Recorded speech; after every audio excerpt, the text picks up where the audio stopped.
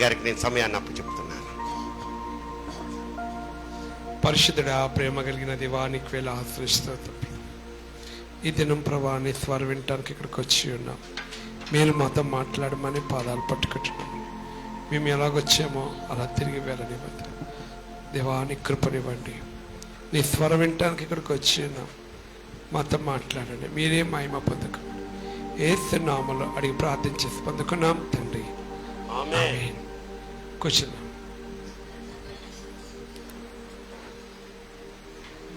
ప్రభునామానికి స్తోత్రం. కూడి వచ్చిన మీ అందరికీ నా వందరికి ఆహ్వానించిన అయ్యగారికి, అమ్మగారికి, సంఘ పెద్దలందరికీ కూడా వందనాలండి.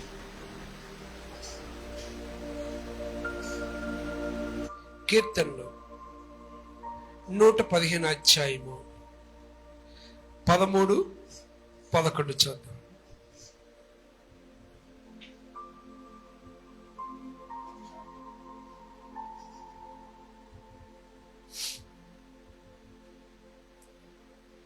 కీర్తనల 115, 13 అధ్యాయం చూద్దాం. పిన్నలేమి పెద్దలేమి తన యందు భయభక్తులు గల వారిని యెహోవా వారిని ఆశీర్వదించును. చాలండి. ఇక్కడ చిన్నపిల్లలేంటి, పెద్దవాళ్ళేంటి, ప్రభు అంటున్నాడు వారికి ఆశీర్వాదము కావాలి అనంటే దేవుడు ఏం చెప్తున్నాడంటే తన యందు భయభక్తులు గలవారి ఎడల నేను వారిని ఆశీర్వదిస్తాను అని దేవుడు ఇక్కడ సెలవిస్తా. అంటే ఒక ఆశీర్వాదం అనేది నీకు కావాలిరా అంటే దేవుని దగ్గర నుంచి నువ్వు పొందుకోవాలి. ఒక ఆశీర్వాదం అంటే నీ మొట్టమొదటిగా దేవుడు నీలో చూసేది ఏంటంటే దేవునికి భయపడే వ్యక్తివా కాదా. అది దేవుడు మటుకి ముమ్మార్లు మనం పరీక్షిస్తాడు. 3 యోహాను పత్రిక 1వ అధ్యాయము 2వ వాక్యాన్ని మనం చూద్దాం. 3 యోహాను పత్రిక 1వ అధ్యాయము 2వ వాక్యం తీస్తే చదవనమ్మా స్పీడ్గా. ప్రియుడా, నీ ఆత్మ వర్ధిల్లుచున్న ప్రకారము అన్ని విషయంలోనూ వర్ధిల్లుచు సౌఖ్యముగా ఉండవలని ప్రార్థన చేయించడం. చాలండి. అంటే దేవుడు చెప్తాడు ఇక్కడ, ప్రియుడా నీ ఆత్మ వర్ధిల్లుచున్న ప్రకారము అన్ని విషయములో వర్ధిల్లాలి అంటున్నాడు. అంటే నువ్వు వర్ధిల్లాలిరా అంటే మొట్టమొదటిగా దేంట్లో నువ్వు వర్ధిల్లాలండి? ఆత్మీయ జీవితంలో నీవు వర్ధిల్లాలి. ఎప్పుడైతే నువ్వు ఆత్మీయ జీవితంలో వర్ధిల్లుతావో అన్ని విషయములో నువ్వు వర్ధిల్లుతావు. వర్ధిల్లటమే కాదు, సుఖముగా జీవిస్తావంటండి. ఈ లోకంలో సుఖముగా జీవిస్తావు. అంటే ఇక్కడ ఆత్మీయంగా వర్ధిల్లాలి, దేవునందు భయభక్తులు కలిగి ఉండాలి. ఎప్పుడైతే నువ్వు భయం విడిచిపెడతావో నీ జీవితంలో ఏం కోల్పోతావంటే ఆశీర్వాదం అనేది నీ జీవితంలో కోల్పోతావు. యేసేపు పాపము చేయకపోవటానికి కారణం ఏంటంటే అతడు దేవునికి భయపడే వ్యక్తి. దేవునికి భయపడే వ్యక్తి కాబట్టి అతడు పాపానికి దూరంగా పారిపోయాడు. ఈరోజు నువ్వు మాట్లాడే మాటలు దేవుడు వింటున్నాడు అని ఒక భయం ఉందా? నువ్వు ఒక 2-3 దగ్గరికి వెళ్ళి కూర్చున్నప్పుడు ఆ స్థలము దేవుడికి ఇష్టమైందా లేదా, దేవుడు నన్ను చూస్తున్నాడు అన్నది ఒక భయం నీకుందా? అంటే నువ్వు ఏ పని చేస్తున్నా కూడా దేవుడు నన్ను చూస్తున్నాడు, నీ మాటల్లో, నీ ప్రవర్తనలో, నువ్వు కూర్చోవటం, నీ లెగటం, అన్ని విషయంలో దేవుడు నిన్ను చూస్తున్నాడు అనేది ఒక భయము నీలో ఉందా? భయము నీలో కనపడుతుందా? గెహాజీ తన సేవకుడు విసర్జించిన కానుకల్ని గెహాజీ తీసుకున్నాడండి. అది ఎవరు చూశారండి? గెహాజీ తీసుకోవటం కానుకలు దేవుడు చూశాడు అన్నమాట. కయ్యను హేబెలు చెప్పటం ఎవరు చూశారు? దేవుడు చూశాడు. నేను కాపలాదారున అంటాడు. గేహాజీని తన సేవకుడు అడుగుతాడు, నువ్వు ఎక్కడికి వెళ్ళావంటే ఇక్కడే ఉన్నాను కదయ్యా. అంటే నువ్వు చేస్తున్న పని ప్రతి ఒక్కటి దేవుడు నిన్ను చూస్తున్నాడు అనే ఒక భయము నీలో ఉందండి. నువ్వు పాటలు పాడేటప్పుడు, నువ్వు పరిచయం చేసేటప్పుడు, నువ్వు దేవుని మందిలో సంచారం చేసేటప్పుడు ఏ విధంగా నువ్వు పాడుతున్నావు, ఏ విధంగా నువ్వు ఇక్కడ నడుస్తున్నావు, ఏ విధంగా నువ్వు ఇక్కడ జీవిస్తున్నావు అనేది ప్రభు నిన్ను గమనిస్తున్నాడు. ఈరోజు చాలా సంఘాల్లో ఎలాగైపోయిందంటే ప్రేయర్ అయిపోగానే అలా కూర్చొని అపహాస్యము, ఏమండి, సేవకుల మీద డిస్కషను, విశ్వాసుల మీద డిస్కషను, వీళ్ళ మీద వాళ్ళ మీద జోకులు.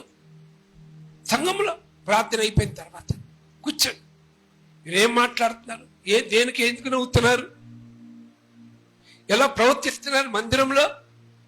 దేవుడు చూస్తున్నాడు, దేవుడు మనం గమనిస్తున్నాడు. నువ్వు భయపడుతున్నావు లేదా? నువ్వు ఎప్పుడైతే దేవునికి ఒక భయం కలిగి ఉంటావో అప్పుడే నీ జీవితంలో ఒక ఆశీర్వాదం అనేది నువ్వు చూడగలుగుతావు. అప్పుడే నీ జీవితంలో ఒక దీవెన అనేది మన జీవితంలో కనపడిద్ది. హల్లెలూయా, హల్లెలూయా. అంటే నీ ఆత్మీయంగా నువ్వు మొట్టమొదటిగా నువ్వు ఎదుగుతా వర్ధిల్లుతేనే నీకేం కలిగిద్ది?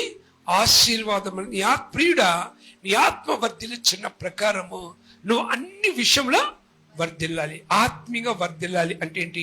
ప్రార్థనలోను, వాక్యంలోను, అభిషేకంలోను, దేవుని సంఘములో పరిచర్య చేసే విషయంలోను, ఆత్మ సంబంధములో మొట్టమొదటిగా నువ్వు వర్ధిల్లిన తర్వాత అప్పుడు నువ్వు అన్ని విషయంలోనే వర్ధిల్లుతావు.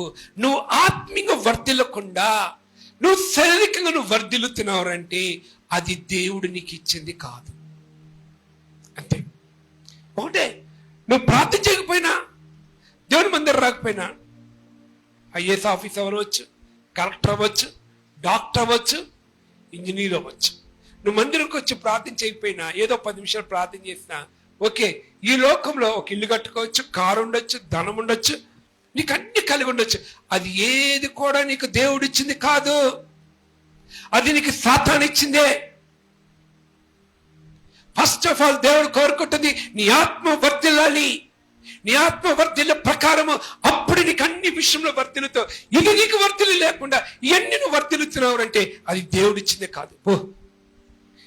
అది దేవుడిచ్చిందే కాదంటే ప్రార్థనకు కానీ నీకు ఇల్లు ఉంటుంది, ప్రార్థనకు ఉద్యోగం ఉంటుంది, ప్రార్థనకు ఆరోగ్యం ఉంటుంది, అన్ని నీకు సౌఖ్యంగానే ఉంటాయి, అన్ని బాగానే ఉంటావు. అది ఏది కూడా నీకు దేవుడు ఇచ్చింది కానే కాదు. అది దేవుడు ఇచ్చింది కాదు. ఫస్ట్ దేవుడు చూసేది నీ స్పిరిచువల్ లైఫ్ని చూస్తాడు దేవుడు. నీ ఆత్మీయ స్థితిని దేవుడు చూసిన తర్వాతే అప్పుడు నీకు అన్ని విషయంలో, అంటే ఏంటి, అన్నిట్లో ఇంకా నీకు ఏది కూడా నువ్వు అడగక ముందే నీకు ఏది అక్కరగా ఉందో నాకు తెలుసు. వాటన్నిట్లో నుంచి దేవుడు నీకు అనుగ్రహిస్తాను అని దేవుడు చెప్తాడు. యేసేపు జీవితంలో, తన ఆత్మీయ జీవితంలో వర్ధిల్లుతున్నాడు. ఎలా వర్ధిల్లుతున్నాడు? శ్రమలో వర్ధిల్లుతున్నాడు. వాళ్ళన్నలు కొట్టి గోతులో పడేశారు. దేవుడు చూస్తున్నాడు. అక్కడి నుంచి ఐగుప్తులోకి వెళ్ళాడు. ఏ పాపం చేయనందుకు జైల్లోకి వెళ్ళాడు. పాపము యేసేపు వైపు చూస్తుంది. ఎవరు పాపం ఎప్పుడు కూడా సాతాను గాడు ఎవరి వైపు చూస్తాడంటే పరిశుద్ధుల వైపు చూస్తాడు. రక్షించబడి బాప్టిజం తీసుకొని దేవుని మందిరానికి వస్తే బిడ్డల్ని ఏ విధంగా పాపంలో పడేయాలని నీకు వైపు చూస్తుంది. నువ్వు పాపం విడిచిపెట్టిన పాపం నిన్ను మటుకు విడిచిపెట్టదు, అది నిన్ను విడిచిపెట్టదు. ఎప్పుడైనా ఏ క్షణమైనా నిన్ను పాపములు పడేయాలని వాడు నిన్ను కనిపెట్టుకునే ఉంటాడు.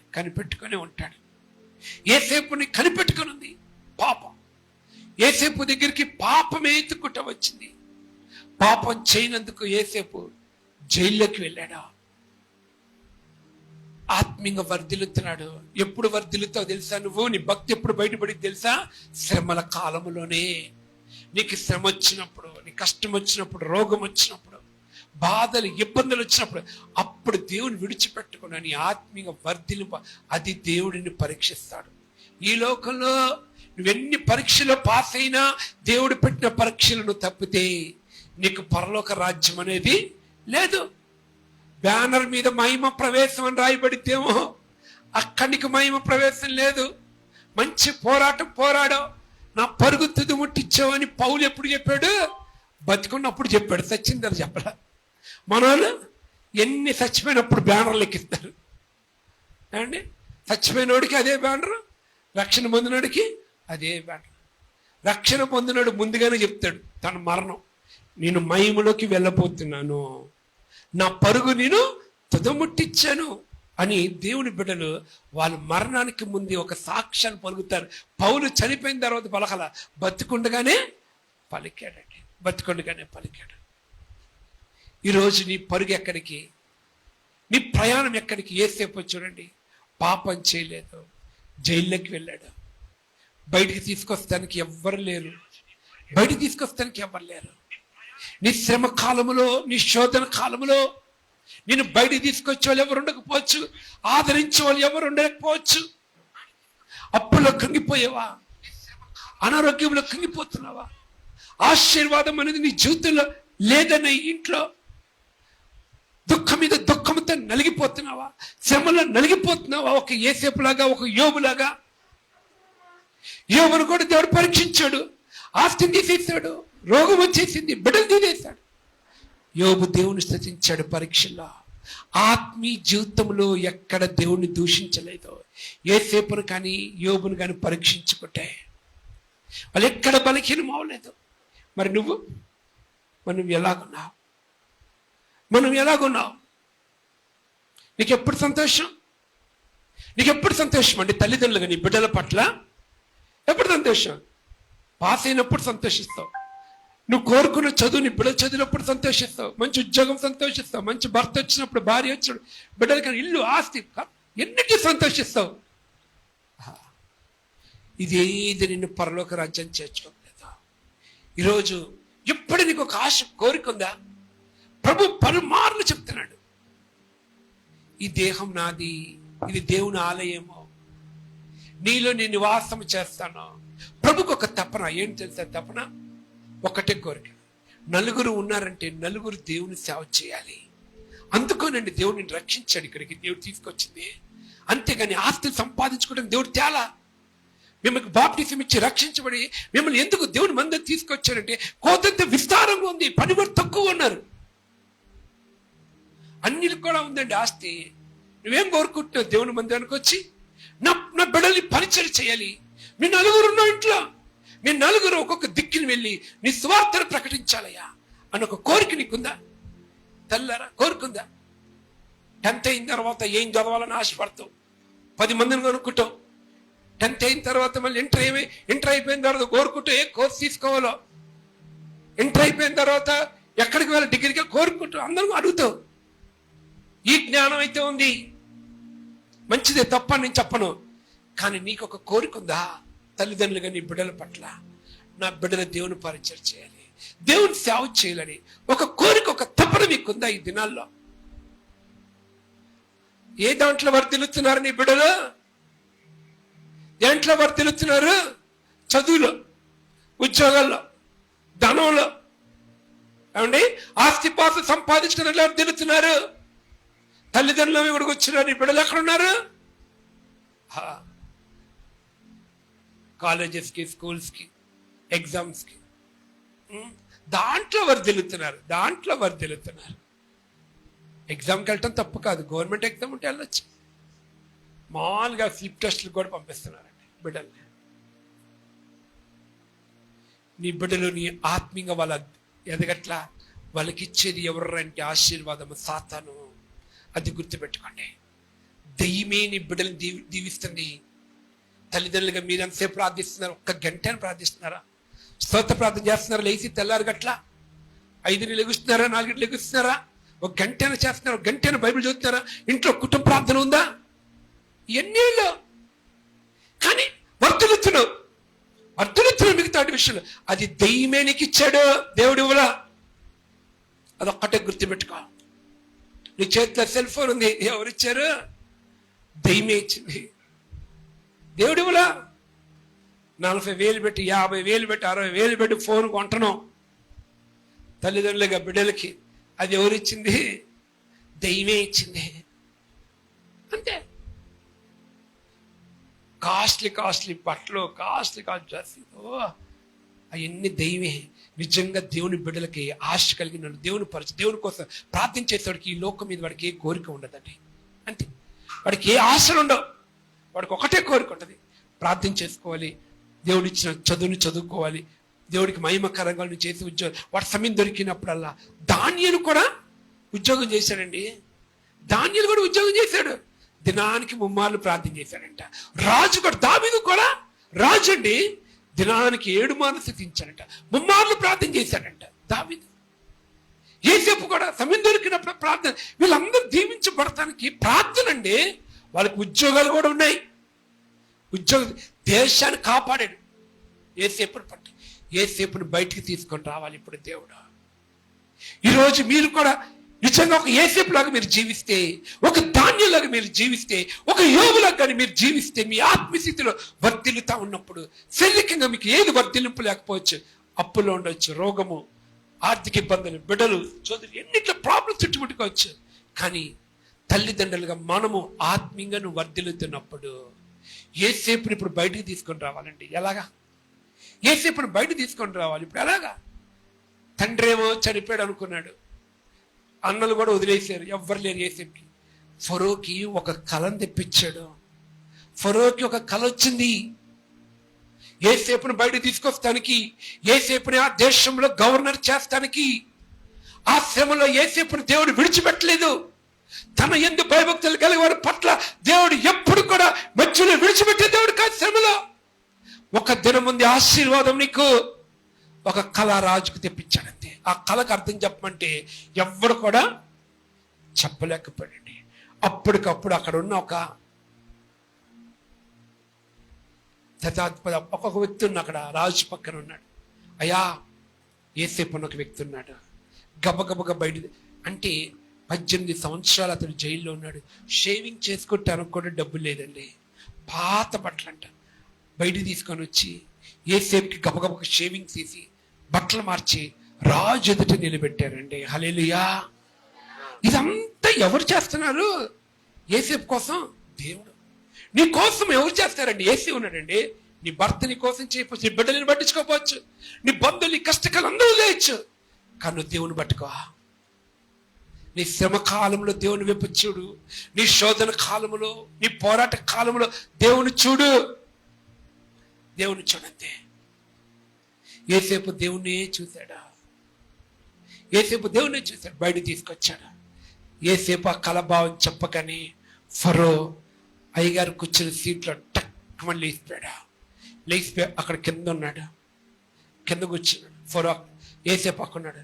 గబగబగా కిందకి వెళ్ళి అతని మెళ్ళ దండ తీసి గబగబగా తీసుకొచ్చి ఫరోని యేసేపుని ఇక్కడ కూర్చోపెట్టి, యేసేపు మీద ఎవడైనా చెయ్యి కానీ కాలు కానీ అతని పర్మిషన్ లేకుండా ఎత్తకూడదు. యేసేపు చనిపోయే అంత కాలము ఇతడి ఈ ఐగుప్తు దేశానికి ప్రధానమంత్రి అన్నాడండి దేవుడు. హల్లెలూయా. ఒక శాసనం రాసేసాడు రాజు. యేసేపు చనిపోయేంత కాలం ఇతనే, నేను కాదు, నాకేం చెప్పద్దు, యేసేపు చెప్పకపో. ఈ దేశంని రాజు దేశాన్ని యేసేపు చేతికి ఇచ్చేశాడంతే. దేవుడు నీకు కూడా అలాంటి బహుమానం ఇవ్వాలనుకుంటాడు. ఈ మధ్యాహ్న కాలంలో నీ కోసం దేవుడు ఎవరికో ఒక కళ తెప్పిస్తాడు. నీ అవసరం తీరుస్తానికి, నీ అప్పు తీరుస్తానికి, నీ కుటుంబాన్ని పోషిస్తానికి. సారపతి విధవరాలు ఇక ఒక్క దినమి తిని చనిపోవాలనుకుంది. ఆ ఇంటికి పోషణ కోసం ఒక దైవ సేవకుని పంపించాడు. కరువు తీరేంత మటుకు ఆ ఇంట్లో కరువే లేదంట. హల్లెలూయా. సేవకుడు అడుగుపెట్టి కానీ కరువు పోయింది. దేవుని మందిరానికి వచ్చినప్పుడు నీ ఇంట్లో ఉన్న కరువు పోయింది, నీ ఇంట్లో ఉన్న దరిద్రత పోయింది, నీ ఇంట్లో ఉన్న శాపం తొలగించబడిందంతే. మొర్దెకై నీ దేవుడు ఆ రాజు వస్త్రాలు తొలగిస్తానికి, ఆ రాజు గుర్రం మీద ఎక్కిస్తానికి నైట్ రాజుకి నిద్ర పట్ల. దానియేలుని సింహభవనంలో ఉన్నప్పుడు రాజుకి నిద్ర పట్టలేదు. నిన్ను దేవుడు దీవిస్తానికి, నీ అప్పులు తీరుస్తానికి, నిన్ను పైకి లేపుతానికి దేవుడు నిన్ను పైకి. నీ ఉద్యోగము చదువుకి ఇప్పుడు ఉద్యోగాలు లేవు. అమెరికాలో పడిపోయింది సాఫ్ట్వేర్. ఎక్కడ చూస్తాడు ఉద్యోగాలు తీసేటమే. ఉద్యోగాల్లో యవనస్తులకు ఉద్యోగాలు లేవు. ఎవరికి ఉద్యోగాలు తెలుసా? తన యందు భయభక్తులు గల వారి పట్ల వారికే ఉద్యోగాలు. ఆత్మీయంగా ఎవరైతే వర్ధిల్లుతున్నారో వారికే దేవుడు ఒక ఉద్యోగం ఇస్తాడండి. దేవుడు హల్లెలూయా. నేను ఎప్పుడుగా అనాథలుగా విడిచిపెట్టను, నేను ఎప్పుడుగా చెయ్యి విడిచిపెట్టే దేవుడు కాదంటున్నాడు. యేసేపు సమకాలంలో దేవుడు విడిచిపెట్టలేదు. ఫరోకు కల తెప్పించి యేసేపుని బయట తీసుకొచ్చి గవర్నర్గా చేశాడు. ప్రార్థించు. నీ ఉద్యోగ విషయంలో నువ్వు చదివింది డిగ్రీయే, నువ్వు చదివిన చదివి ఇంటరే, నువ్వు చదివి 10th. ఆత్మీయంగా వర్ధిల్లటం నేర్చుకోవాలి. పరిచర్లో వర్ధిల్లటం నేర్చుకో. దేవుని సన్నిధి క్రమం తప్పకుండా రావటం నేర్చుకో. ఆదివారం పూట 9ంటికి ఆరాధన అంటే 1/2 గంట ముందు రావటం నేర్చుకోండి. ఎంతమంది ఈరోజు లేటుగా వచ్చారు చెయ్యి ఎత్తండి అని నేను ఎత్తమానంలేండి.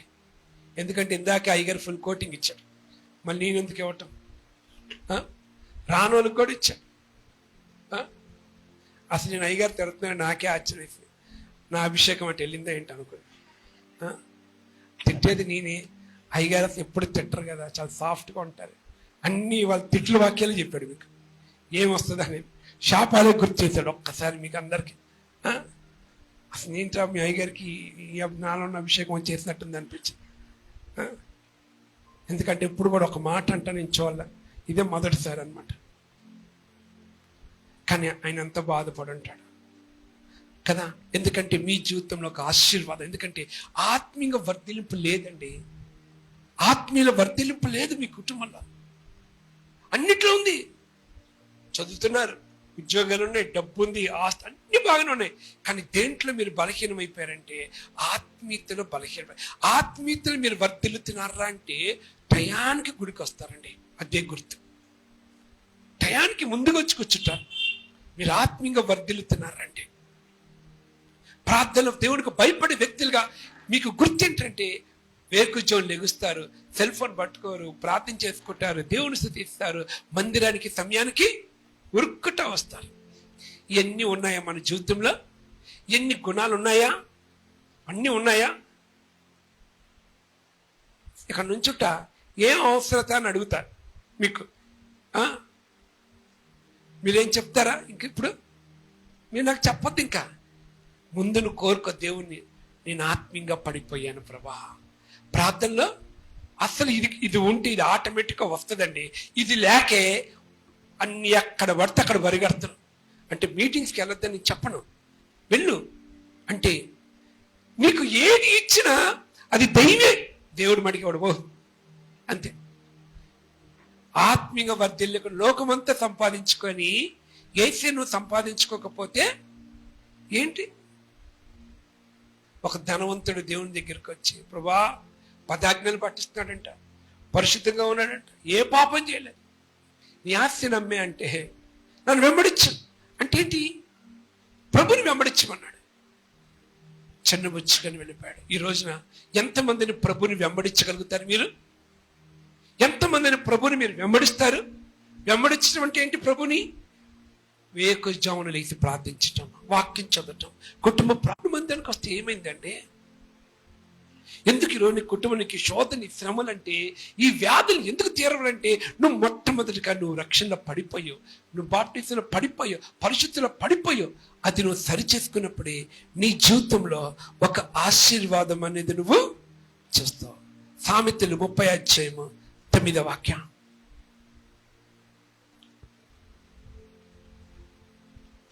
సామెతలు 30:9.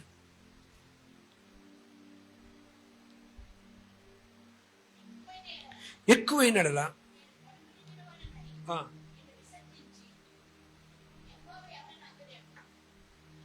చదమ్మా.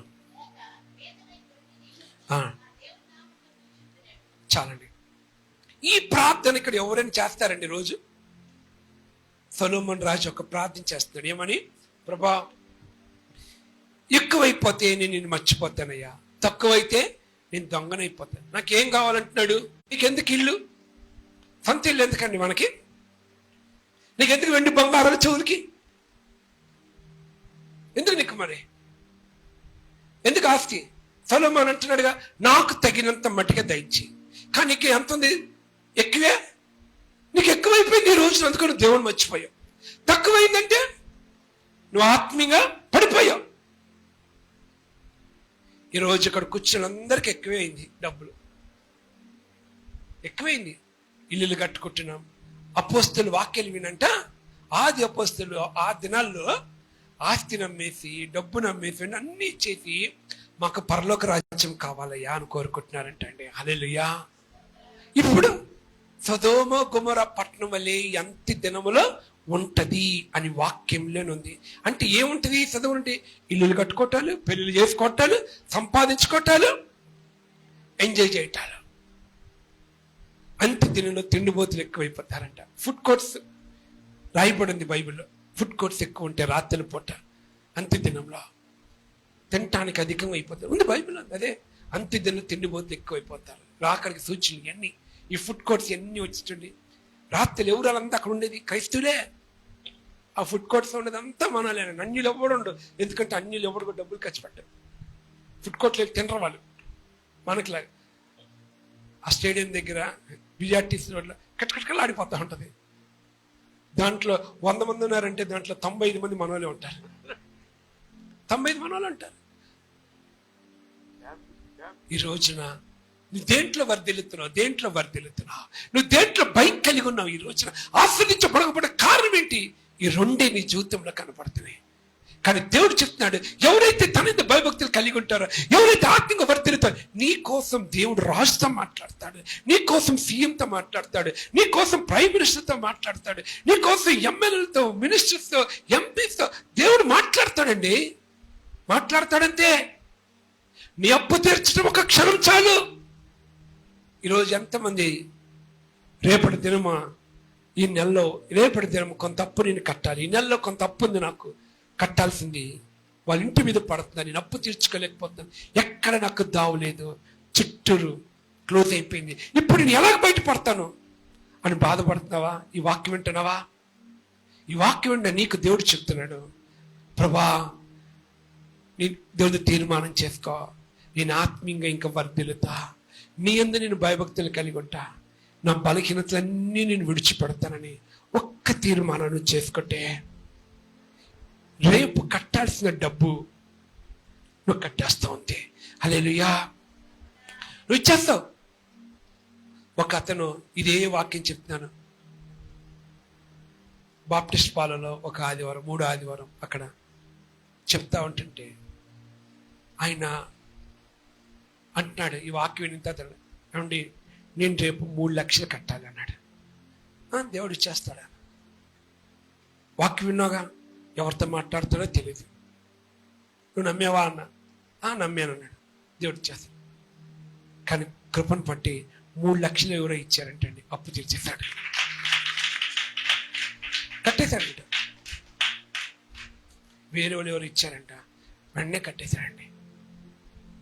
ఈరోజు దేవుడు అంటున్నాడు, నేను మిమ్మల్ని అనాథలుగా విడిచిపెట్టాను. ఆయనందు భయభక్తులుందా? దేవుడు నీకు ఒక నమ్మకం అనేది నువ్వు కలిగి ఉన్నావా అనే దేవుడే చూస్తున్నాడు. చూడండి, కీర్తన 115 12వ వాక్యం మనం చూద్దాం.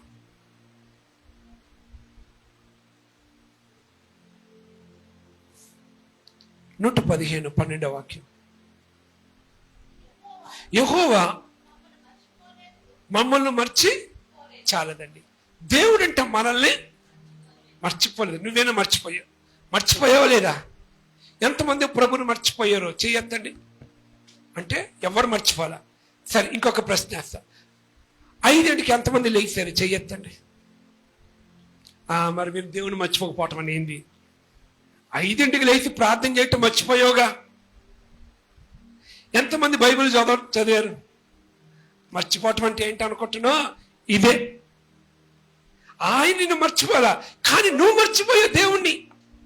దేవునితో మాట్లాడే విషయంలో మర్చిపోయావు, వాక్యం చదివే విషయంలో మర్చిపోయావు, కుటుంబం ప్రార్థన చేస్తున్న విషయంలో నువ్వు మర్చిపోయావు, కానీ దేవుడు అంటున్నాడు నేను నిన్ను మర్చిపోలేదు అంటున్నాడు దేవుడు. ఎంత కృప కలిగిన ఇస్తున్నాడు చూడు, ఎంత దయ కలిగి ఉన్నాడు దేవుడు మన పట్ల. అందరు ఎత్తలేదు, ఎవరు దేవుని ఎవరైతే మర్చిపోయారో చెయ్యెత్తమంటే ఎవరు ఎట్లా, అందరు గుర్తుంది. ఏసేమంటే గుర్తున్నాడు మనకి గుర్తున్నాడు, కానీ ఆయనతో మాట్లాడాలని మటుకి మనకిష్టం లేదు. కానీ ప్రభు అంటున్నాడు నువ్వు ఏ స్థితిలో ఉన్నా, నువ్వు ఎలాగున్నా కూడా నేను నీతోనే నిన్ను మర్చిపోలేదు అని దేవుడు చెప్తున్నాడు. చూడండి అపోస్తల కార్యం 3:26 తండ్రి అయిన దేవుడు నీ కొరకు నా కొరకు ఏం చేశాడో చూడండి. నన్ను ఆశీర్వదిస్తానికి, నిన్ను దీవిస్తానికి ఎంత గొప్ప కార్యం చేశాడు. అపోస్తల కార్యం 3:26 దేవుడు తన సేవకుని పుట్టించి నీలో ప్రతి వానిని దుష్టత్వము నుండి మళ్లించటం వలన మిమ్మల్ని ఆశీర్వదించుటకు ఆయన మొదట మిమ్మల్ని ఆశీర్వదిస్తానికి, మనలో ఉన్న దుష్టత్వాన్ని తొలగిస్తానికి, మనలో ఉన్న పాపాన్ని శాపాన్ని విడిపిస్తానికి మొట్టమొదటికి ఎవరినంటండి తన కుమారుని పంపించాడంట. యేసుని పంపించాడంట. దేనికి పంపించాడు యేసుని? పాపం నుంచి విడిపిస్తానికి. ఫస్ట్ ఇక్కడ ఏం రాయబడింది? దుష్టత్వము, పాపం నుంచి, వీటి నుంచి విడుదల పొందుకున్న తర్వాత అప్పుడు లాస్ట్ ఏం రాయబడింది? ఆశీర్వాదం గురించి. ఈ రోజు మనం ఆశీర్వాదం వల్ల ముందు కోరుకుంటున్నాము, పాపం అనేది దాచిపెట్టుకుంటున్నాం. దాంట్లో విడుదల రాకపోతే దీంట్లో విడుదల నీకు రాదు. యేసు ఈ లోకానికి ఎందుకు వచ్చాడంటే నీలో నాలున్న దుష్టత్వం, నీలో నాలున్న పాపం విడిచిపెట్టి నిన్ను ఆశీర్వదించాలి అని ప్రభు కోరుకుంటున్నాడు. హల్లెలూయా, హల్లెలూయా. నెహెమ్యా 13:2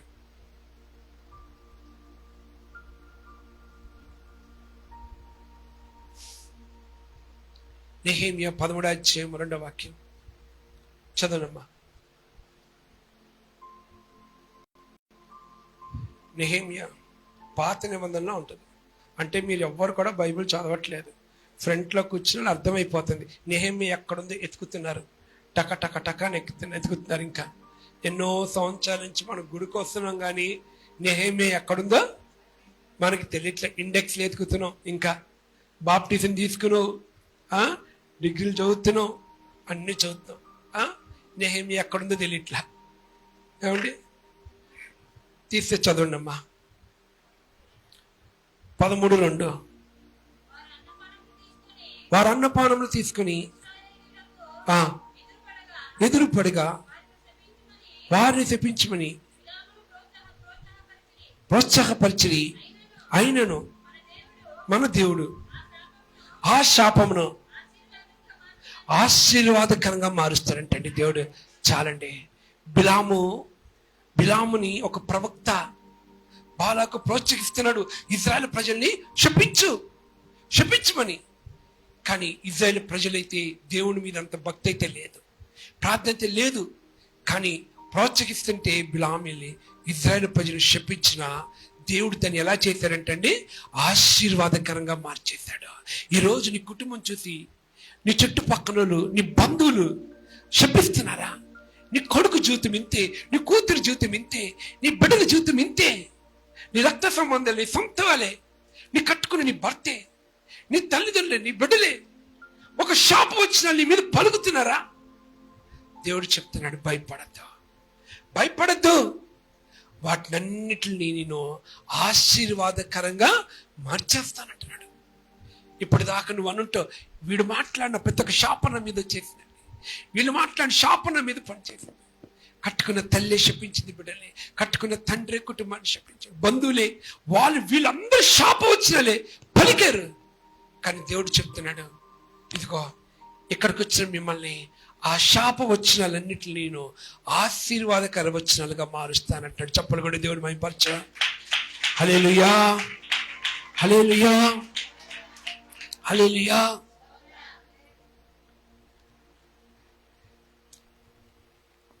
ఆదామవ్వ కూడా దేవుడు కొన్ని ప్రమాణాలు చెప్పాడు. ఆదామవ్వని తోటలో వేసి ఈ చెట్టు ఫలాలు తిను, ఇది తినొద్దు, ఇది తింటే మీరు మరణిస్తారు, కొన్ని ఆజ్ఞలు, కొన్ని ప్రమాణాలు దేవుడు ఆదామవ్వకి దేవుడు చెప్పాడండి.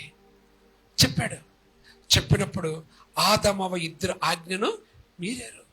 దేవుడు చూశాడు, ఆప్ చేయొచ్చుగా, దిగి రావచ్చుగా, రాలా, ఫ్రీడమ్ ఇచ్చాడు. కానీ తప్పు చేసిన దేవుడు ఆదాం దగ్గరికి వచ్చాడండి. ఆదాం దగ్గరికి వచ్చి ఆదామును పోగొట్టుకోవటానికి దేవుడు ఇష్టపడలేదు. ఆదామా, నేను తినదన్న పండు నువ్వు తిన్నావా అని అడిగితే సరిగా ఒప్పుకోలేదండి. ఒప్పుకోలే, అవమ్మ ఒప్పుకోలేదు. వారికి వారే ముళ్ళ పొదలు, గచ్చ పొదలు మొలిపించుకున్నారు వాళ్ళ ఇంట్లో. ఈరోజు నీ ఇంట్లో ముళ్ళ పొదలు, గచ్చ పొదలు ఉన్నాయా? గుచ్చుకుంటుందా? నీకు గుచ్చుకుంటుందా? నీ కూతురిని గుచ్చుతుందా? నీ కొడుకు గుచ్చుతున్నాడా? నీ కోడలు గుచ్చుతుందా? నీ భర్త గుచ్చుతున్నాడా? నీ చుట్టుపక్కల గుచ్చుతున్నారా?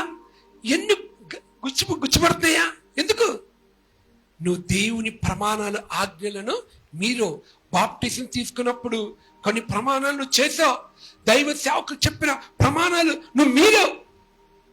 అందుకని ఈరోజు నీ కుటుంబంలో ఆశీర్వాదం అనేది లేకుండా పోయింది.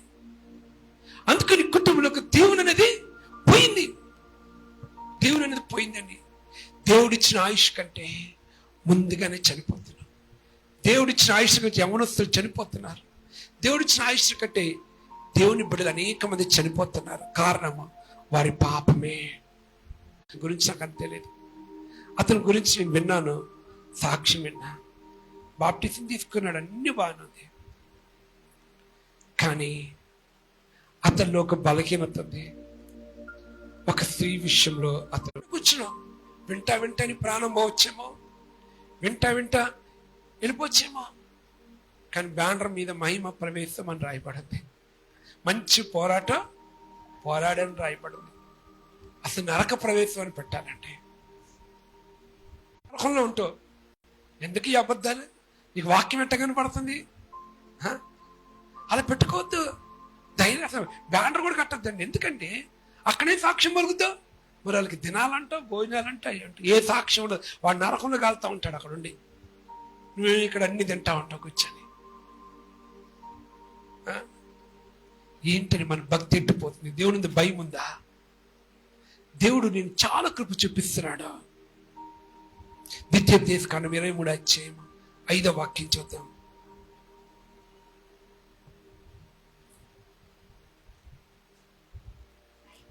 అయితే నీ దేవుడైన యెహోవా నువ్వు ప్రేమించిన గనుక నీ నిమిత్తము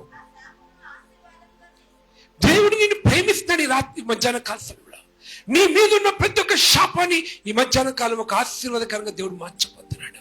నీ కుటుంబం మీద, నీ బిడ్డల మీద ఏలుబడి చేసిన ప్రతి ఒక్క శాపాన్ని, కీడుని దేవుడు ఆశీర్వాదకరంగా దేవుడు మార్చాలనుకోవాలి. నేను వినను అంటాడు. అంతే. ఎంతో మంది మట్టి కొట్టుపోతే మట్టి చేస్తారు. భార్య భర్తలు గొడవలు వచ్చినప్పుడు అనేక శాపం వచ్చినాలు, అత్తమ్మల దగ్గర నుంచి శాపం వచ్చినాలు, చుట్టుపక్కల దగ్గర నుంచి శాపం వచ్చినాలు. ప్రభు అంటున్నాడు, నేను అవన్నీ వినను.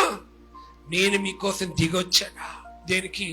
ఆశీర్వదిస్తానికి, నీ కన్నీని దుఃఖాన్ని నాట్యంగా మారుస్తానికి.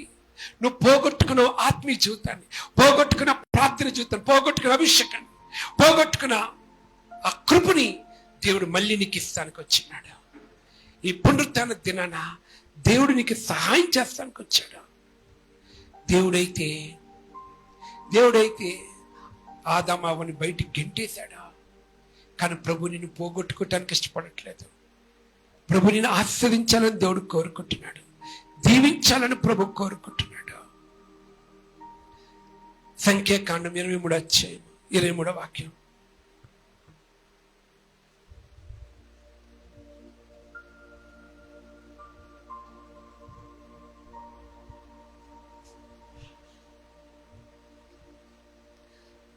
సంఖ్యాకాండం 23:23.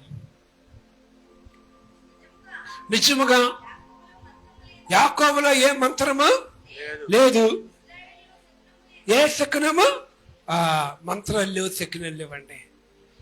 ఈరోజు నువ్వు ఆశ్రయించబడకపోవటం కారణం నీ ఇల్లు కాదండి, నీ ఇల్లు కాదు, నీ వాస్తు కాదు. మంత్రాలు, శకునాలు, అమావాస్యలు, మన దేశంలోనండి ఈ అమావాస్య అంటే, ఫారిన్ కంట్రీలో అడగండి అమావాస్య అంటే వాట్ అని అడుగుతారు వాళ్ళు. ఫారిన్ కంట్రీస్కి వెళ్తే ఈ మంత్రాల గురించి ఏంటని అని అడుగుతారు. వాళ్ళకేం తెలియదు.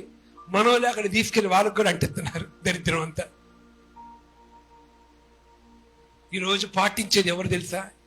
క్రైస్తవులుగా మనమే. ఏం చూస్తామండి సెక్కినారు, ఏం చూస్తామండి. నీ కొడుకుకి ఆమెకి సెట్ అవ్వాలంటే జ్యోతిష్కుల దగ్గరికి వెళ్తావు. బాగుందా ఇద్దరికి జాతకం బాగుందా? చేసావుగా జాతకాలు బాగున్నాయండి, ఇద్దరు జాతకాలు ఉన్నాయి. ఏమనే కొట్టుకు తస్తున్నారు ఈరోజు. అందం చూసు, డబ్బును చూసు, ఆస్తిని చూసు. ఏం చేసావు? కొడుకు అక్కడ, కూతురు ఇక్కడ, కాళ్ళు అక్కడ, బిడ్డలు అక్కడ. ఆశీర్వాదం లేదు, మంత్రం లేదు, సెకండ్ ఆత్మీయ జీవితంలో వర్ధిల్లండి. బిడ్డలకి పెళ్లిళ్ళు చేయాలంటే తొందరపడద్దు. ఎవరి భర్తలను తీసుకొచ్చి చెయ్యొద్దు పై రూపం చూసి. మోసపోతారు. అందం మోసకరం, సౌందర్యం వ్యర్థము. ముందు అసలు బాప్టిజం తీసుకున్నాడు ఏదో చూసుకోండి, ఏ చర్చికి వెళ్తున్నాడో చూసుకోండి. ఆస్తిని చూడొద్దు, డబ్బుని చూడొద్దు. కట్నాలు కాదు మనకు కావాల్సింది, రంగు కాదు మనకు కావాల్సింది. దేవుళ్ళ కలిగి ఉన్నాడా లేదా అది చూసుకోండి అంతే. అది ఉందనుకోండి. ఏసేపుకి ఏముందండి? రాజుగారి కూతునిచ్చాడు. ఏముంది ఏసేపుకి? అనామకుడు, అడ్రస్ లేదు, ఇంటి పేరు లేదు, ఏం లేదు. ఐగుప్తులో ఉన్నాడు. ఎగబడ్డారు ఏసేపుకి పిల్లలు ఇస్తానికి. మరి నువ్వు నీ కొడుకుకి ఎగబడుతున్నారా, నీ కూతురికి ఎగబడుతున్నారా? తిరుగుతావు, దేశం మొత్తం తిరుగుతావు, ఒక్క అమ్మాయిని తేలు. దేశం మొత్తం తిరుగుతావు, ఒక అబ్బాయిని తేలు. దేవుని బిడ్డలకి ఎత్తుక్కుంటా వస్తాయి నీ సంబంధాలు. హల్లెలూయా, హల్లెలూయా. నువ్వు తిరగక్కల్లా, దేవుడే పంపిస్తాడు నీ ఇంటికి. దేవుడే తీసుకొస్తాడు అంతే. తన సేవకుడి ద్వారా. నీ సేవకుడు చెప్పినట్టు వింటారా?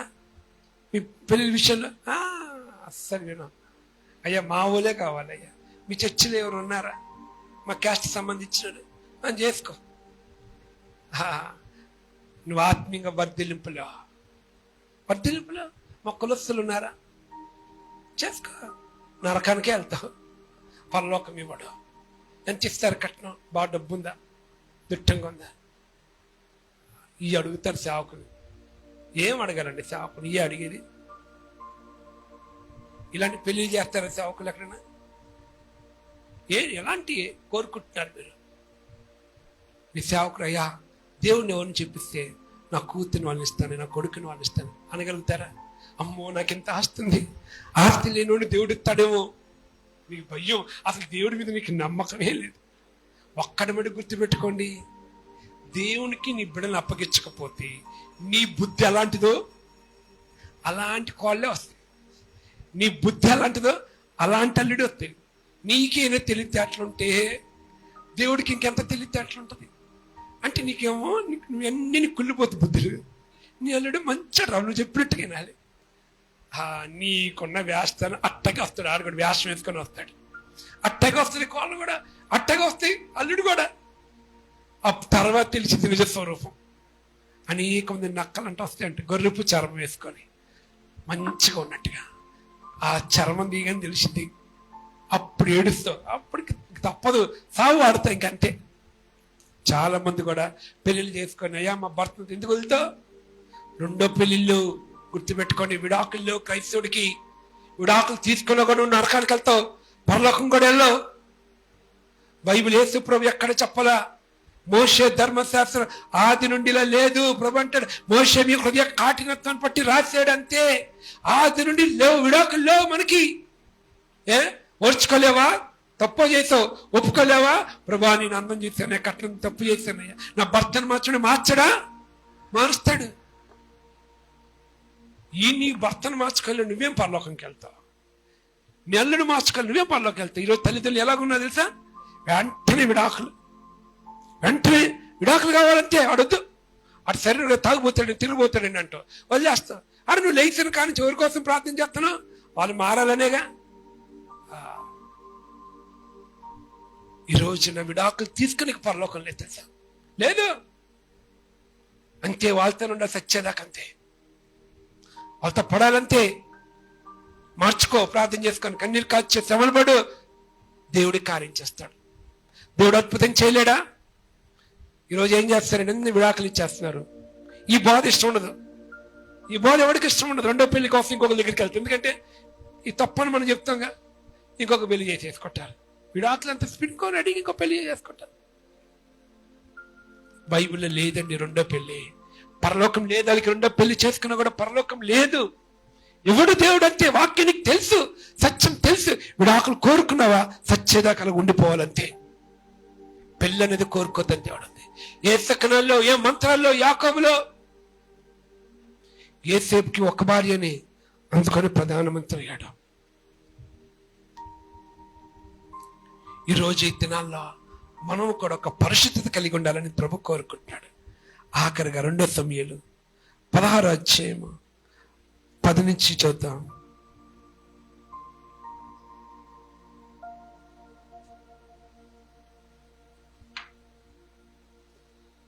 16:10. 2 సమూయేలు 16:10. అందుకు రాజు, మీకు ఏమి పొందు, వాని శపింపుమని యెహోవా సెలవిగా. ఎవడు 12 చదవమ్మా. యెహోవా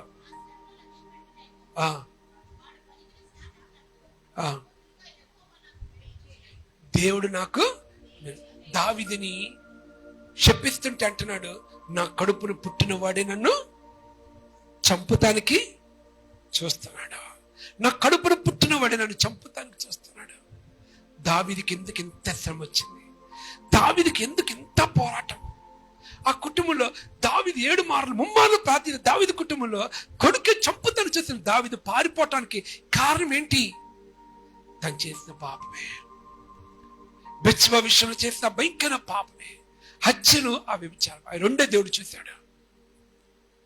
కానీ దావీదు అంటున్నాడు, తప్పును సరి చేసుకున్నాడు ఒక ప్రవక్త ద్వారా.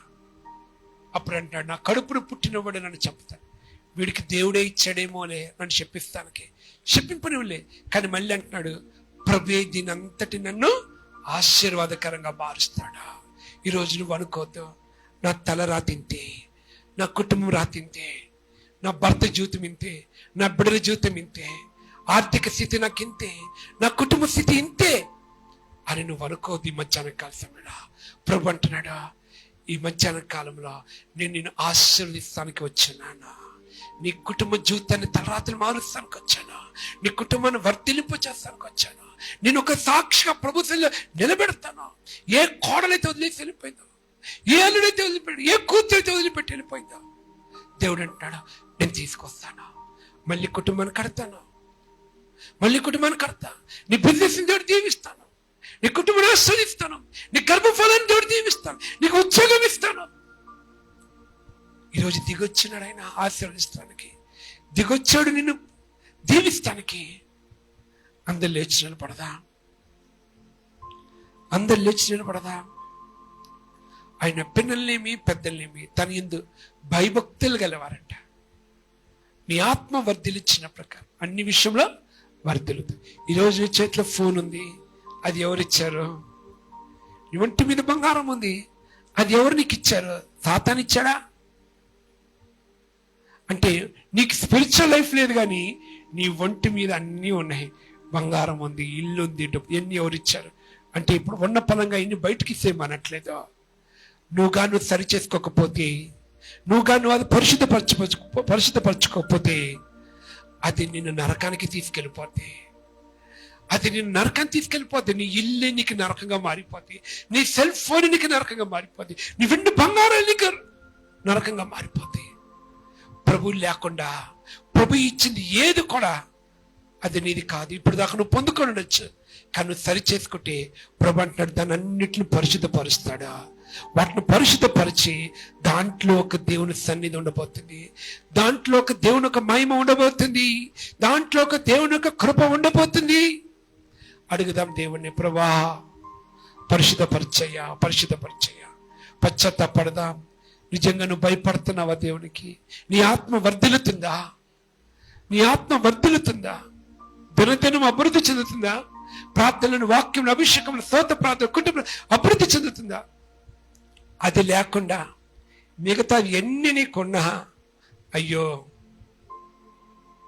ఈరోజు చాలా మంది తల్లులకి నీ బిడ్డలు ఇంట్లో ఉంటాను ఇష్టపడతావు, కానీ ప్రార్థనకు రాలేదని ఒక దిగులు నీకుందా? నీ బిడ్డల విషయంలో నీ భర్త రాలేదని బాలకు దిగులు నీకుందా? పశ్చాత్తాపం ఉందా? ఏడు తనకొచ్చావు ఇక్కడికి నువ్వు దేవుణ్ణి? ఏం కావాలి? లోక సంబంధమైన కాళ్ళు కోరుకోవటానికి వచ్చావా? ఓ దేవుడు దెయ్యం ఇస్తాడు పో, అది నీకు ఎంత కావాలంటే అంత ఇస్తాడు దెయ్యం. ముందు దేవుడు ఇచ్చేది కోరుకో, అప్పుడు మిగతా వాటిది ప్రభు నీకు ఇస్తాడు. దాంట్లో ఆశీర్వాదం చేస్తావు. ఏసేపుకి దేవుడు పెట్టే శ్రమలు పాసాడు. నీకు పెట్టిన శ్రమలు నువ్వు పాసేవా? ఈరోజు నువ్వు పాసేవా? ఈరోజు ఎగ్జామ్ పెట్టాడు, రోజు ఎగ్జామ్ ఉంటుంది. రోజు మన పిల్లలకి స్కూల్లో కాలేజ్ స్లిప్ టెస్ట్ ఎలా ఉంటుంది, రోజు నీకు ఎగ్జామ్ ఉంటుంది. ఏంటి ఎగ్జాము? వేకుజాము లేచి ప్రార్థన చేసే విషయంలో ఎగ్జాము, బైబిల్ చదువుకునే విషయంలో ఎగ్జాము, ఫ్యామిలీ ప్రేయర్ విషయంలోకి ఎగ్జాము, స్తోత్ర ప్రార్థనలో ఎగ్జాము. ఈ పరీక్షలో తప్పిపోతే నీకు ఈ లోకం ఇచ్చి నీకు ఏ ఆశీర్వాదం అన్నా అది నీది కాదు.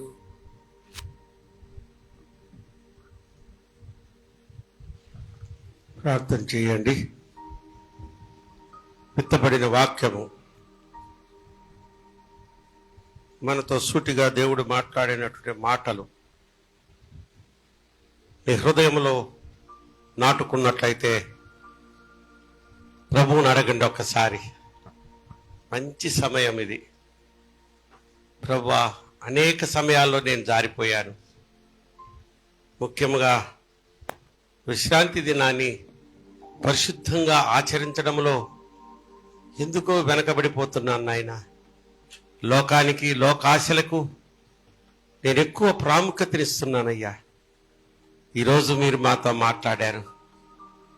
నిజమే, ఇప్పటి వరకు నేను చేసిన ఆజ్ఞాతిక్రమానికి నాకు నువ్వు క్షమాపణ దయచేవాని మనస్ఫూర్తిగా నువ్వు అడిగినట్లయితే క్షమించడానికి ఆయన ఎప్పుడు సిద్ధంగానే ఉంటాడు తల్లి. ఎప్పుడు ఆయన సిద్ధంగానే ఉంటారు. ఎవరెవరో ఎదురవుతుంటారు, ప్రాణానికి ప్రాణం అంటారు, కష్టాలలో వారు కదలిపోతారు, కష్టాలలో వారు కదలిపోతారు. కరుణగల యేసు నీతో ఉంటారు, కరుణగల యేసు నాతో ఉంటారు. ఎవరికి ఎవరు, ఎవరికి ఎవరు, ఎవరికి ఎవరు ఈ లోకంలో ఆవికి యేసే అరలుకుంటే అందరూ వస్తారు. దరిద్రుడవైతే దరికెవరు రారు, ధనము నీకుంటే ధనము నీకుంటే అందరూ వస్తారు. దరిద్రుడవైతే దరికెవరు రారు. ఎవరిని నమ్మినా ఫలితం లేదురా, ఎవరిని నమ్మినా ఫలితం లేదురా. ఎవరికి ఎవరు, ఎవరికి ఎవరు, ఎవరికి ఎవరు ఈ లోకంలో చివరికి యేసే అరలోకంలో చివరికి యేసే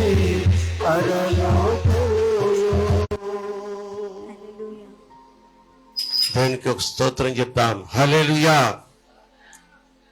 కృపా సత్య సంపూర్ణుడా, కృపగల దేవా, మే మాసంలోని ఈ 4వ చివరి పునరుద్ధార దినపు ఆరాధనలో కూడా మేము పాలు పంచుకొని నీకు కృతజ్ఞతలు తెలియజేసుకొని ఆరాధించుకునే గొప్ప ధన్యతనిచ్చారందుకు స్తోత్రాలు. వాతావరణమును కూడా ఎండ తీవ్రతను తగ్గించి చల్లని వాతావరణాన్ని మాకు ఇచ్చినందుకు స్తోత్రాలు చెల్లిస్తున్నాను. నీ దాసుని ద్వారా మీరు మాతో సూటిగా మాట్లాడారు,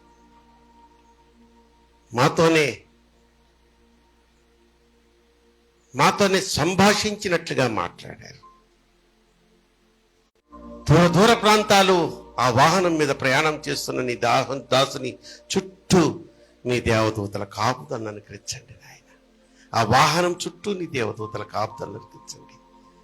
డ్రైవ్ చేస్తున్న మీ దాసులలో మీ జ్ఞానాత్మతో నింపి నాయన చురుకుదనాన్ని దయచేసి ప్రతి ప్రయాణము క్షేమకరమైన ప్రయాణంగా మార్చమని, ఇది కూడి వచ్చిన ప్రతి బిడ్డ వాక్యము శ్రద్ధగా విన్నారు, చేయుచున్నా చేసిన తప్పులను తెలుసుకున్నారు, పశ్చాత్తాపంతో కన్నీరు కార్చి క్షమాపణ అడిగారు గనక ప్రతి బిడ్డను మీరు క్షమించినందుకు స్తోత్రాలు చెల్లిస్తూ యేసు నామములో ఈ ప్రార్థన మీకు సమర్పించి పొందుకుని ఉన్నాము మా పరమ తండ్రి, ఆమేన్.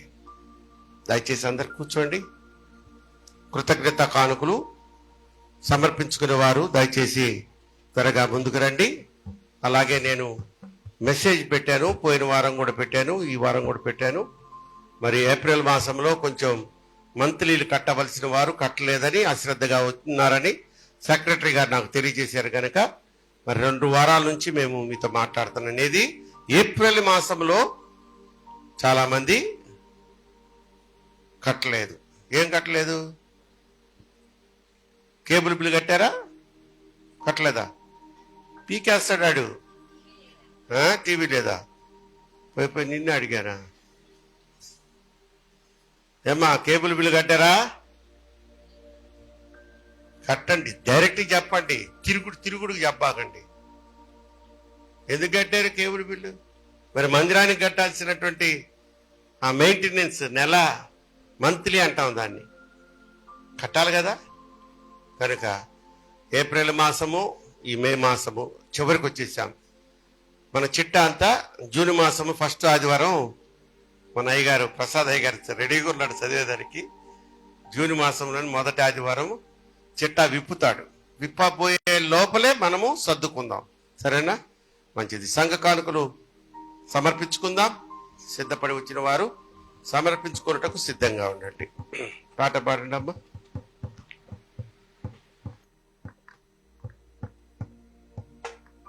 నీవు చేసిన ఉపకారములకు నేనేమి చెల్లింతును?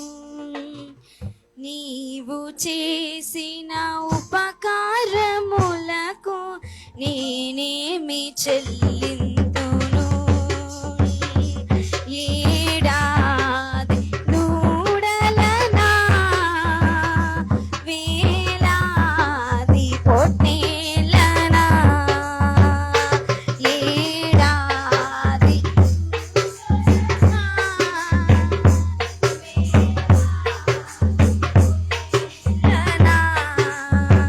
నీవు చేసిన ఉపకారముల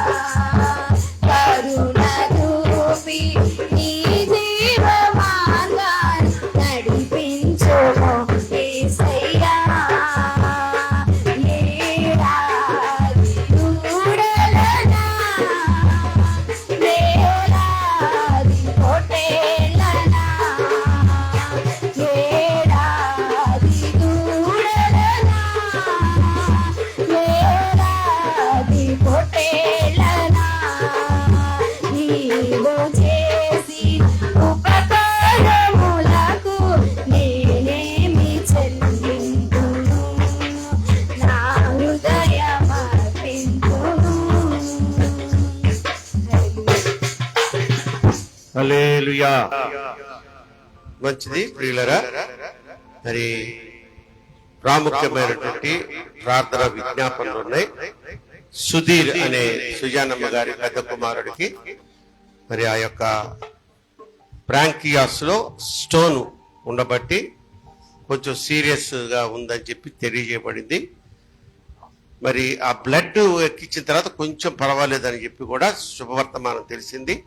ఆ బిడ్డ సంపూర్ణమైనటువంటి స్వస్థత గురించి మీ వ్యక్తిగత ప్రార్థనలో జ్ఞాపకం చేసుకోనండి. మన ప్రియ సహోదరి ఆంటీ గారు పద్మ ఆంటీ గారు చాలా ప్రమాదకరం. ఆమె వినాల, ఆమె సాక్ష్యం చెప్పుద్ది ఇక్కడికి వచ్చి, నేను చెప్పడం కానీ. షీ ఆల్రెడీ గాన్, ఆమె చనిపోయి మళ్ళీ బ్రతికింది. ఆమె చెప్తేనే బాగుంటుంది. మళ్ళీ కొంచెం బలహీనంగా ఉండి హాస్పిటల్కి వెళ్తే, అమ్మ అంత దెబ్బతిన్నావు కదా నువ్వు, ఒక 2 days ఉంటే సలైన్ గిలైన్ పెడతాం మీకు, ఏం లేదు పెద్ద నీకేం సీరియస్నెస్ ఏం లేదు అని అంటే అడ్మిట్ అయ్యాను అన్నయ్య అని చెప్పి నిన్నటి దినాన్ని నాకు ఫోన్ చేశారు. సరేనమ్మా ప్రార్థన చేస్తామన్నాను. పద్మ గారి శారీరక మానసిక బలం గురించి, ఆ స్వస్థత గురించి ప్రార్థన చేయండి. అలాగే వాసంతి అనే కుమార్తె రక్తహీనత వలన ఎంతో ప్రమాదకరమైన స్థితిలోకి వెళ్ళింది. మరి ఇప్పుడు అదే స్థితిలో ఉందా, లేకపోతే అదే స్థితిలో ఉందా? అయ్యో, చిన్న బిడ్డ. మరి చిన్న బిడ్డ అంటే మరి పసిబిడ్డ అనుకోబాకండి. మన పింకీ కంటే 2 సంవత్సరాలు పెద్దది. అర్థమైందా? పింకీ ఎవరు? మన పింకీ. రైట్.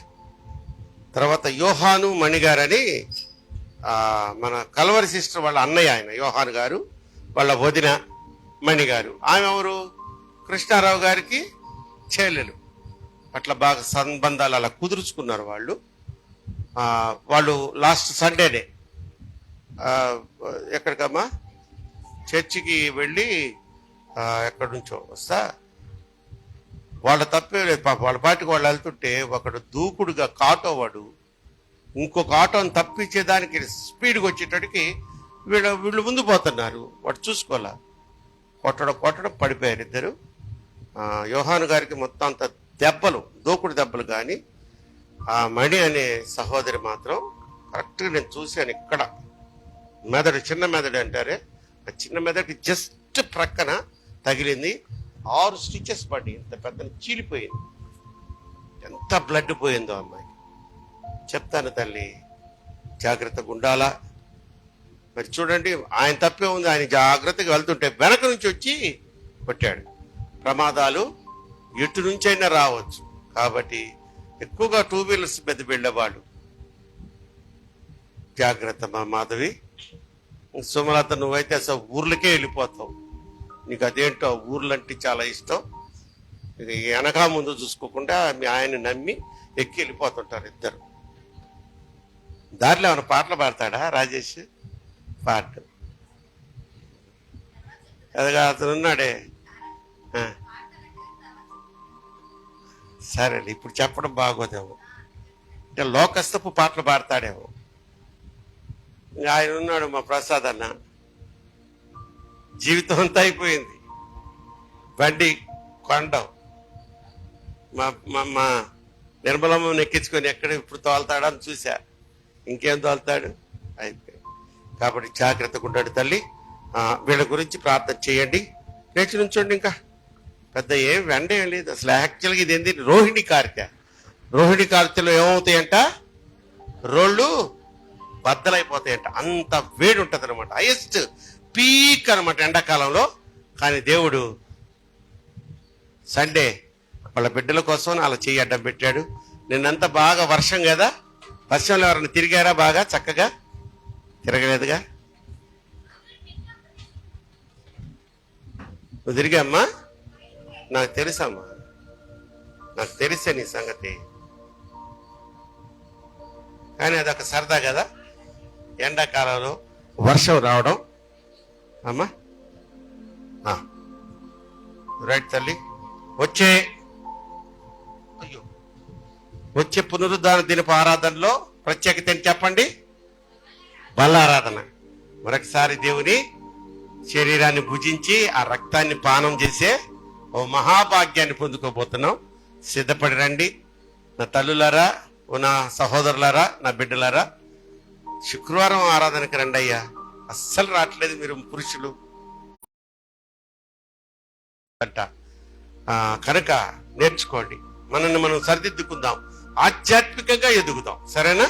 కళ్ళు మూసుకోండి. కృపగల దేవ, జీవము గల తండ్రి, జీవాధిపతిమైన మా ప్రభువా, ఈ మధ్యకాల సమయంలో ప్రార్థన చేసి ప్రారంభించిన ఈ 4వ ఈ మాసాంతరపు పునరుద్ధాన దినపు ఆరాధనలో మమ్మల్ని ఎంతగానో ప్రేమించి మీ అధ్యక్షతలో ఈ ఆరాధన అంతటిని ఆశీర్వాదకరంగా, నీ నామమునకు మహిమకరంగా జరిగించినందుకు మీ ఘనమైన పాదములకు కోటాను కోట్ల స్తుతులు స్తోత్రాలు సమర్పించుకుంటున్నాను నాయన.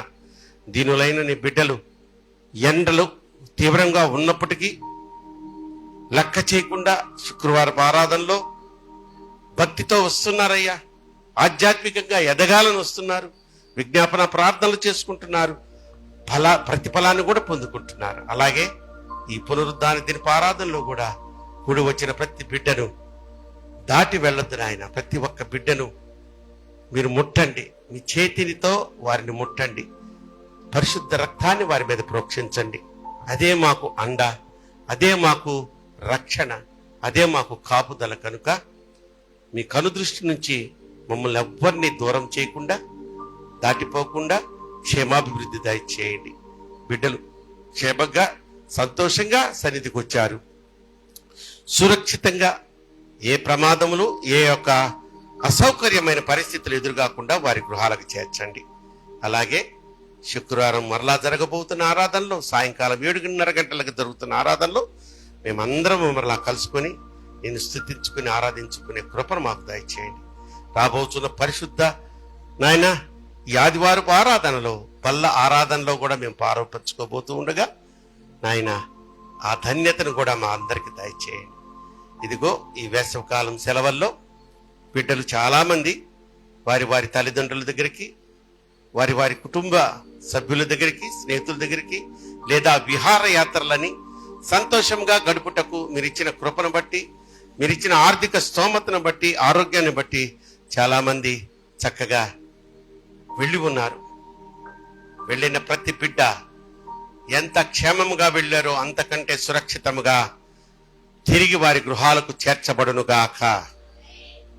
తిరిగి వారు మందిర ఆరాధనలో పాలు పంచుకుందురుగాక.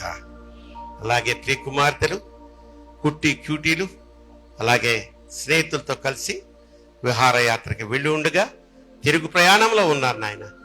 బెంగళూరు నుంచి వాళ్ళు బయలుదేరారు. ఈరోజు సాయంకాలానికి కానీ ఈరోజు రాత్రి లోపల విజయవాడ పట్టణం చేరవలసి ఉండగా మీరు మార్గ మధ్యంలో వారికి తోడుగా నీడగా ఉండి సురక్షితమైన ప్రయాణం చేర్చండి. నా ప్రభువా, నా దేవా, బిడ్డలిచ్చిన సంఘ కానుకలను, కృతజ్ఞత కానుకలను మీరు స్వీకరించి అంగీకరించి నూరింతల ప్రతిఫలం దాయిచేయండి.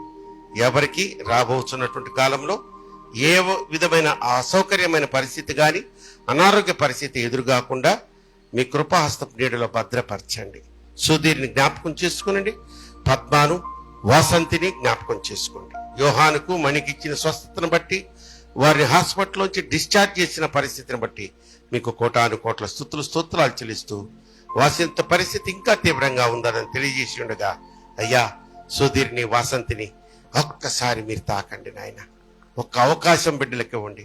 రక్షణ లేని యవ్వన బిడ్డల నా తండ్రి రక్షణ పొందుటకు వారు నిశ్చయించుకుని ఉండగా అవకాశం అని వేరుకుంటూ, మరి ఈరోజు నీ పరిచర్యలో విరివిగా వాడబడిన నీ దీనదాసుడు, నీ సేవకుడు, నీ పరిచారకుడు నాయన మా బిడ్డ సమానుడు రాజశేఖర పాలయ్య గారిని ఇంకా బలంగా వాడుకొని నూరింతల ప్రతిఫలం ఆశీర్వాదము తనకు, తన కుటుంబానికి దయచేయమని, మా సమస్త పాపములు క్షమించి సకల దీవెనతో నింపి నేటి దిన ఆశీర్వాదములతో మమ్మలను నింపి పంపమని యేసు నామములో ఈ ప్రార్థన మీకు సమర్పించి బ్రతిమలాడి వేడుకుంటున్నాను నా పరమ తండ్రి. పరలోకమందున్న మా తండ్రి, నీ నామం పరిశుద్ధపరచబడుగాక, నీ రాజ్యం వచ్చునుగాక, నీ చిత్తం పరలోకమందు నెరవేర్చున్నట్లు భూమి యందును నెరవేర్చబడుగాక. మా ఆయన దినాహారం నేడు మాకు దయచేయము. మా ఇళ్ళ అపరాధం చేసిన వారిని మేము క్షమించిన ప్రకారం మా అపరాధము క్షమించము. శోధనలోకి తేక దుష్టుని తప్పించము. రాజ్యము, శక్తి, మహిమ నిరంతరము నీవే అయ్యున్నావు మా పరమ తండ్రి. ఆమేన్. మన పరమ తండ్రి అయినటువంటి దేవుని ప్రేమయు, మన ప్రభువును ప్రియరక్షకుడంటే యేసుక్రీస్తు వారి కృపయు, పరిశుద్ధాత్మ దేవుని అన్యోన్య సహవాసం ఈ ఆరాధనలో ప్రత్యక్షంగా పాలు పంచుకున్న ప్రతి బిడ్డకును, కొన్ని కారణాల వల్ల రాలేకపోయినటువంటి రైల్వే క్రిస్టియన్ సమాజంలోని ప్రతి కుటుంబమునకును, సకల పరిశుద్ధులకును సదాకాలము తోడయుండును గాక. ఆశీర్వాదంబుల్ మా మీద వర్షింపచేయు మీసా, ఆశతో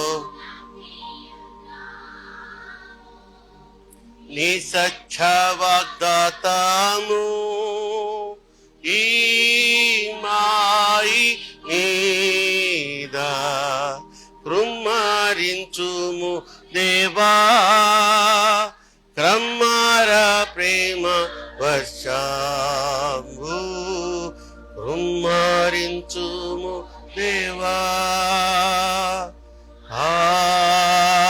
ఆమేన్. ఆమేన్. అందరికీ వందనాలు తల్లి. దేవుడు మీకు తోడై ఉండును గాక.